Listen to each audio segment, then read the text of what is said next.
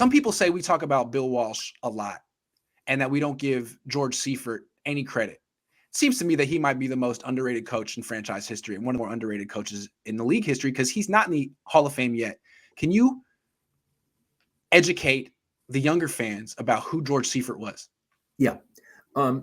First of all, I think he soon will get into the Hall of Fame. Should. He won 2 Super Bowls. I was talking to Ira Miller about it, and he used to be on the committee. He's not anymore, but he told me that he's pretty confident that George is going to get in, and he deserves to be in.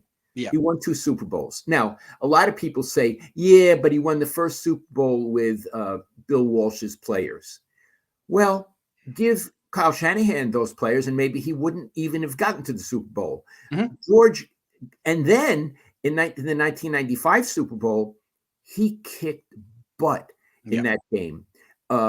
And those were his own. He had Steve, and those were his own players.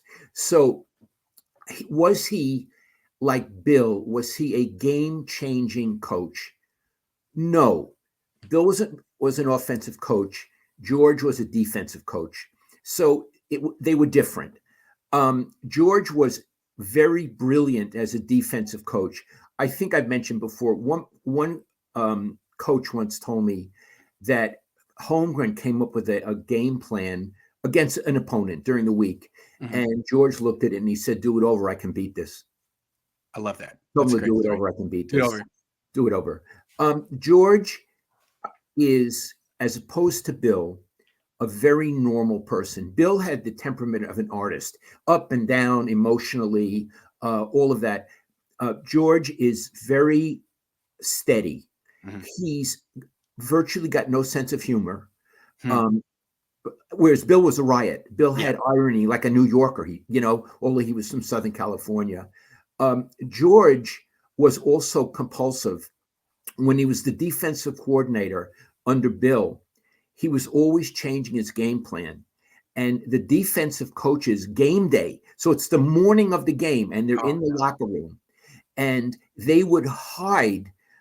The defensive coaches would go in a broom closet, or they would go in the stands, or lock themselves in the bathroom, because he kept wanting to change the game plan, even on the morning of the game. And the coaches, if he nabbed them, would say, "We can't do it, George, because we never practiced these plays." Yes. So he was absolutely compulsive. Yes. Brilliant at defense. I think a very good leader, a very nice man, someone you would enjoy to spend time with if you didn't require someone to be witty or have a sense of humor. I would say that's how he was. And I'm going to tell you something else. Some people, not all people, but some people in the business, and I have heard this from a lot of people, and I'm sure our cousin would tell you this. When Bill stepped aside, he pushed for Seifert. Okay. Knowing how Bill thinks, which is very strategic, some people think he wanted Seifert because he thought Seifert would fail. Oh, wow. That's how there was that in as Bill. Opposed to Holmgren. Yes. Yeah. Yeah. Yeah. Yeah. And that because Bill, and I know, look, I have tremendous affection for He was Bill. insecure about his legacy. Very much so. And what Bill cared about, among other things, was how he looked. Right. What his legacy was. And now, again, this could just be baloney. Theory, yeah. But people who were close to the situation have told me, knowing Bill, he thought he would look good if Seifert came in and screwed it up. But Seifert didn't screw it up. Seifert was one hell of a head coach. Now, he went to Carolina and didn't do well. So he was only great at the 49ers. I point that out. I don't know what it means. Maybe Carolina was so bad, no one could have done well with them. I don't know. Mike Shanahan went to Washington and didn't do well. Right. Flores went to Seattle and didn't do well. It happens. Yeah, it happens. Yeah. But it's important to mention that. Yeah. The other thing, and Ira Miller is friends with Seifert. I never get friends with them, and has been to Seifert's house. And he says there is not one indication he was ever a football coach. There are no plaques, no, balls. No It's just monuments to himself or his no accomplishments. monuments. There is just really, you would think this is just an ordinary person living, I think he lives Bodega Bay or Bodega something Bay. like that. And he Because he fishes. likes to be in the water a lot. He's an outdoorsman. Yeah. He's from San Francisco. But Iris said he doesn't much talk about football. He did it and it's over with. Now, I will say another thing that's very interesting about that. I was at Bill Walsh's house many times. And as I was thinking about this about Seifert, I don't remember Bill having a lot of memorabilia either. I don't. Interesting. Okay. Let me say one thing about Seifert.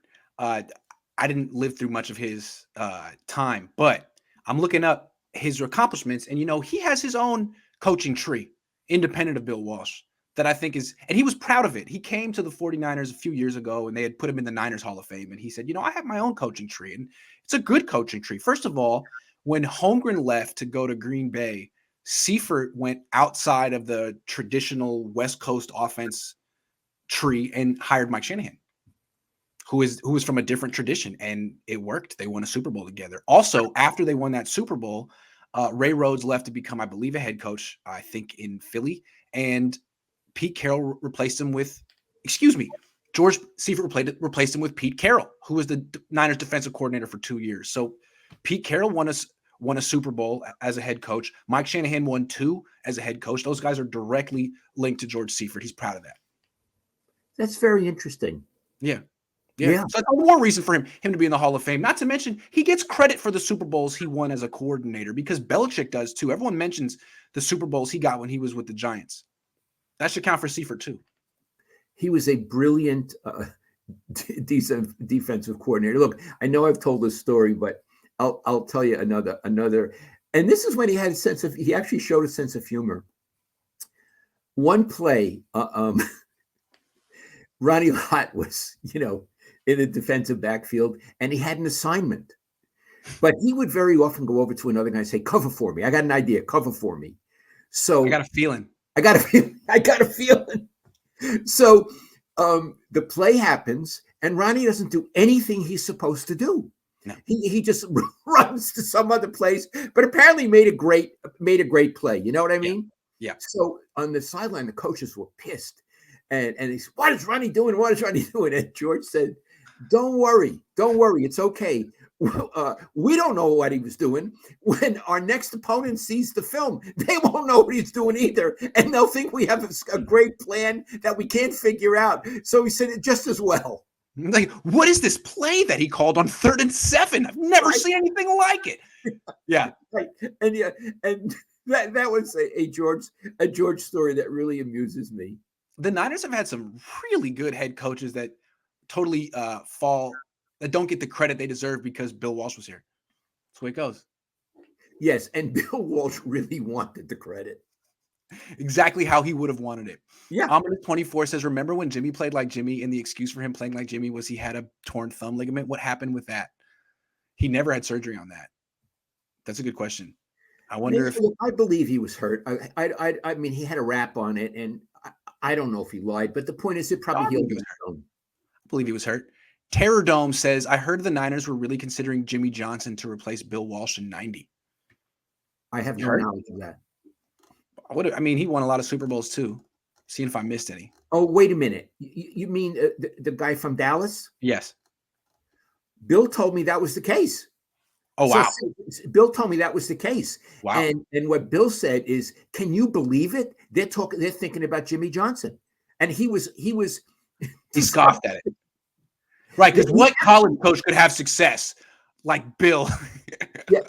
Anyway, Bill did tell me that. That's really funny. Good knowledge. Rob Martin says, hello, Mr. Combs. Bring back Eddie D. Is it too late? Is he just not interested anymore? I don't think Eddie has any interest. Paul Newland says, let's not forget Jimmy G is a winner, ! A leader of men, ! That's why the Niners will win this season. Probably. Will win this season? I think he was being silly. Oh, okay. I think he was being silly. That's it. Those are all the comments we have. Okay. Is that all our topics? I think that's all our topics. Anything else in your mind? I got a topic. You got a topic? Okay, what's topic? I got a topic. I'm always proud when my son goes on TV. And this morning he said, Dad, I'm going on KTVU at 9:45 with Sal Castaneda, who's a very nice man and He is says not a hello. sports guy. No, he says hello. He loves you. Oh, well, that's very nice. Anyway, so this is a shameless promotion for my son. So I'm watching and I'm thinking, wow, Iggy's become a star. I mean, this isn't even sports with Marky Banyas, who retired, our dear friend, but they have him in the morning news. And they didn't ask other people; they had Iggy. And I'm like, as a dad, you kvell. Kvell is Yiddish for you burst with pride. And Iggy, you were forthright. He, by the way, Sal asked very good questions. He did. He was really prepared, and you gave very good answers. And then at the end, he said, I really like you, but sometimes you make me really angry, like your old man made my father angry, but he really liked him. And it crossed my mind that we sort of have a bit of a legacy. Like Bill had a coaching tree. Yeah. I kind of have a coaching tree. You absolutely do. And it's funny, like you and me in particular are like the only two people who have been embraced and encouraged to be very critical of the local teams. Yeah. We sort of have the Bay Area's blessing. Go ahead, say what you got to say about the 49ers. We enjoy it. But no one else is allowed to do that. Only us. We got some type of special dispensation. Yeah, and people sort of like us for it. They, because they see on these broadcasts how much we love each other, that we're actually reasonable. We don't yell at each other. We listen, and we're willing to change our opinion. Yes, we are. That is true. That's key. Could I tell you some people in my coaching tree? Please do. Brian Murphy. Yes. Matt Mayoko. Grant Cohn. Yep. Jeff Fletcher. Yep. Covers the Angels down for the OC Register. Yes. Is that it? I'm sure there's many, many more, but those are a bunch that come to mind right there. Yeah. And then all the little trees that branch off from us. Yes. Right. From you, all the people you've started. You're the Sid Gilman of Bay Area sports writers. Okay. I think that's we got one more. Resilient Motto says, Mr. Cohn, I can tell that you really love your son. You are the true example of a great, supportive, and most importantly, loving father. I agree. Thank you so much. And I can tell you that comment means so much to me. It makes me emotional. Thank you so much. Thank you. We'll be back same time next week. See you then. Love you, Iggy. Love you, Dad.